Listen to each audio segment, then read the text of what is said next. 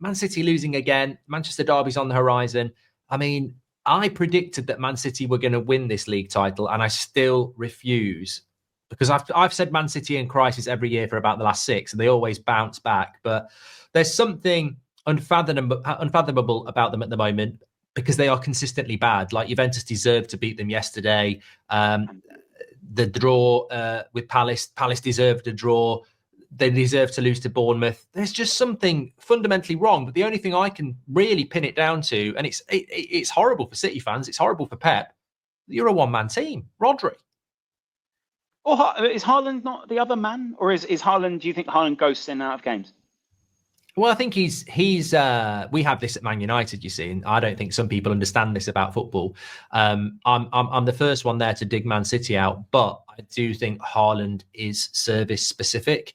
And right. Although I have seen him miss a few chances recently, so it's not quite the same as what we get at United, but I do think if you give Haaland what he normally gets, 4 good chances a game, he's probably going to score 2 or 3. He's certainly not getting that in recent weeks, but I think fundamentally that comes down to I mean, I'm really surprised I'm going to say this, but the mentality is so brittle. They are so. I mean, you look at. I was talking about this the other day. I don't know whether you've got another alternative. What footballer? Because we're talking about things that have fallen off in 2024. We were talking about celebrities, etc. And somebody said, "Let's do it for football." I thought that's a great idea because it's on That's Football. And the vast majority said Phil Foden has had a massive fall off, and he has, hasn't he? But it's why. Is that the whole of 2024? Like, I'm kind of I'm pro Foden, if that makes sense, because I want to see a young Englishman do well. And I get the fall off, but I also get he won something just a couple of months ago. And there are times where, okay, so my take, I guess, or my thing is I think everyone is human and everyone is prone to some sort of difficulty. So. No, well, yeah, Haaland isn't, but everyone is prone to some sort of difficulty at some point in their life, right? And I think City are just proving that they're human right now. And if anything, to me, I think Pep's only going to come back with a better all-time side. We're going to see them make some prolific summer signings, all these kind of things. And I think it could be a defining period for Pep. I think it's going to be his most challenging period as well to actually win the Premier League, not because he's obviously had some great battles down the years, but I think it's going to become more challenging just because the league is probably the most challenging league he's ever had to compete in. And that is also making City's task a lot more difficult. A lot more people now are set up to play that level of football because of what Pep and a couple of other managers have brought in. For me, it's the fact of, and I'm sure the comments will have their own ideas, but for me, it's the fact that it's come from nowhere. They started the season off quite well. And then it just... Do you genuinely think that?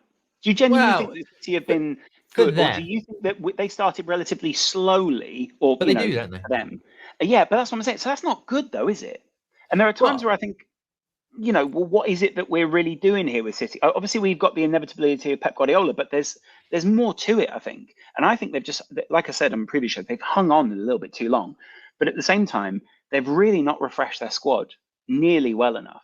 Like Pep and everyone who recruits at City have not done a good job of recruitment in recent years. And because we automatically assume there's quality in the team, we don't really evaluate the poor recruitment that they've actually done. And some of the big targets that really, if City are, I know, it's a silly criticism really, but if you aren't attracting the biggest names and you're Man City and you're trying to compete with Real Madrid and make this culture, then maybe there are some mistakes. Maybe there are some issues. You're not setting yourselves up particularly well. Well, recruitment's a lot harder now, isn't it? Because everybody's at it. The Premier League is just so expansive now. Forest winning at the City ground, Brentford with this amazing home record. Man City probably, 5 years ago could take the best of the best. Whereas these days, Brighton are taking them slightly before it. Liverpool are competing, Arsenal are competing. So you can't get that. And I think also when you look at their signings, I think Alvarez was a massive loss not to replace because he could, we're only talking fine margins. I mean, they're not getting battered. It's like 1 goal here, 1 goal there. Well, Alvarez would give you that. Doku and Savio on their day look very good, but they're very far from someone like a Mahrez or even a Raheem Sterling who will give you consistency. And as I said, I think if Rodri was fit, then we would see a very, very different Man City because it is quite fine margins. One thing I would say... Go on. Pardon? No, I was just, Go yeah. on. You go and then I'll go because I think I'm going to reply to what your point is anyway.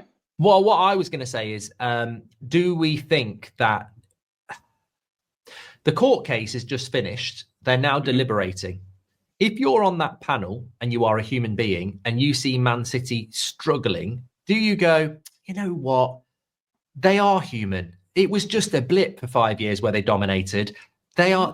We shouldn't relegate them or anything like that. They're not a juggernaut. Look at them. I mean, are Man City playing the game a little bit and doing this on purpose? Because some of the results are ridiculous. I mean, I know that sounds ridiculous conspiracy of 2024 that Man City are actually doing this on purpose for sympathy so they don't get a big punishment. But I also think nobody could have predicted this at any point in the last 5 years, that they were going to lose to the likes of Bournemouth, Brighton, Spurs, draw with Feyenoord, lose to Juventus. The results just do not fit with the Man City we know for the last 4 years. They are sackable.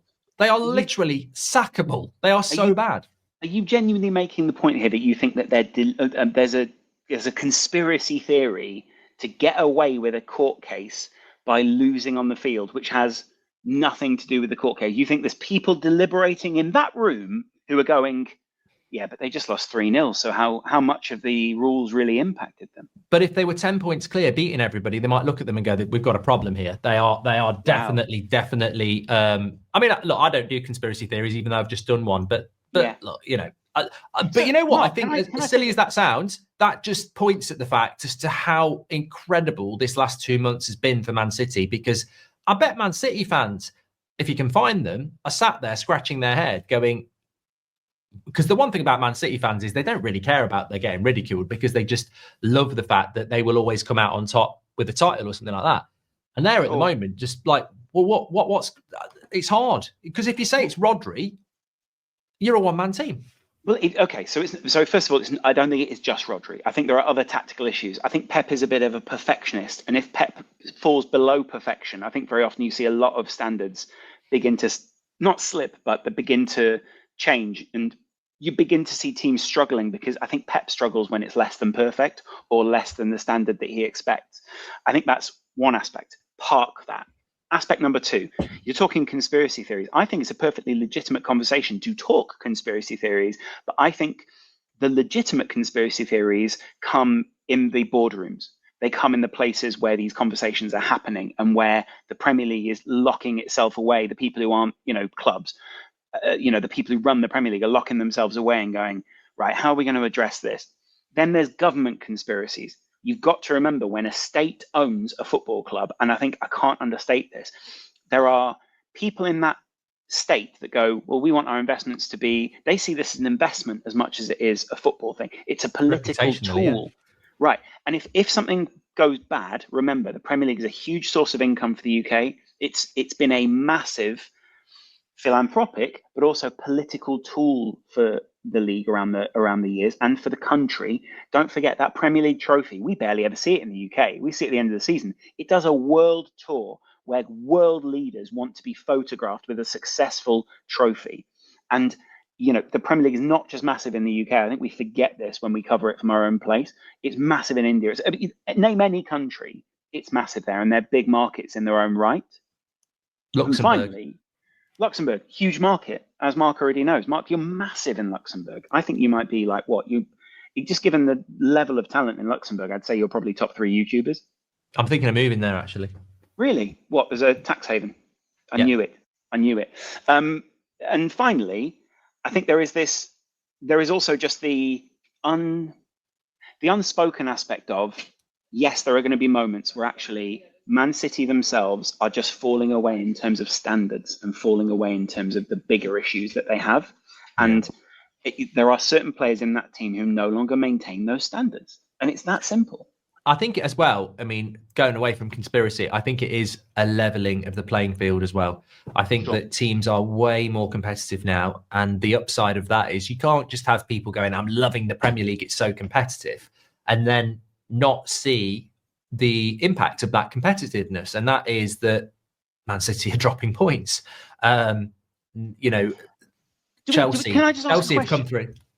Do we actually judge how competitive the league? I think it's a silly rule, or a silly rule for us to set to judge the Premier League based on only who wins it.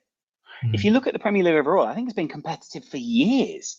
I It's think just if you been the talk Man about City thing, hasn't it? the City thing, but I think you completely miss the point if your own. And I think the problem is with Man City being so successful, and the Premier League is always framing everything through success because it's the thing that is so important to everyone. Apparently, in football, you forget like how many teams have been really great teams in recent years that just have fallen short. Even United with Mourinho, I think they're a memorable team. I don't know if they're a great team. Liverpool, multiple sides. Arsenal, multiple teams. Liverpool, second or third generation of them now. Chelsea have got this is a generational set of talent at Chelsea at this point. And others, even Spurs, there are. I think we miss how competitive it's actually been for quite some time, and to an extent, Pep Guardiola, you're either in or you're out with Pep. I think they're coming towards the end of the Pep era, right? Because he's not going to go for another decade. So they're towards the end. You're in the sunset, however you want to frame it. They know there is a jump they've got to make next. And they know that Pep, for a very long time, has been the Sir Alex Ferguson, the stalwart, the thing that held all of that together. And I think they know that there is an element of that ending. And Pep has to do this final rebuild before he leaves and have one final push. There's a lot of pressure on him. Goldbridge, that's the end of the clip. I'm sure you enjoyed it. In fact, I bet that's the best clip you've ever watched. So there's no reason not to subscribe to the channel, click the bell icon so you never miss a clip again. In fact, smash a like on the video because we all know only legends like videos and you are all legends. So please smash a like on the video and we will see you again on the next one. Thank you very much for watching as always.